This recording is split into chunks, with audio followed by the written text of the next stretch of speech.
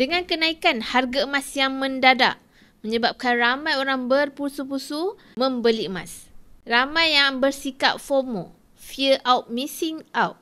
Yang mana tuan-puan, bila tuan-puan ada habit ini, bila dah lama nabung emas, tuan-puan akan rasa sentiasa rugi. Harga emas naik rugi, harga emas turun tuan-puan rasa rugi. Untuk elakkan tuan-puan terjebak dengan FOMO ini, pastikan tuan-puan menabung emas dengan ilmu.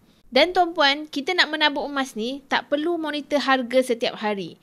Kita hanya monitor harga bila kita ada duit. Kalau kita monitor harga waktu kita tak ada duit, harga emas turun, kita akan rasa susah hati.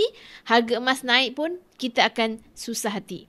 Jadi tuan-puan, nak menabung emas, jangan terikut-ikut dengan market trader.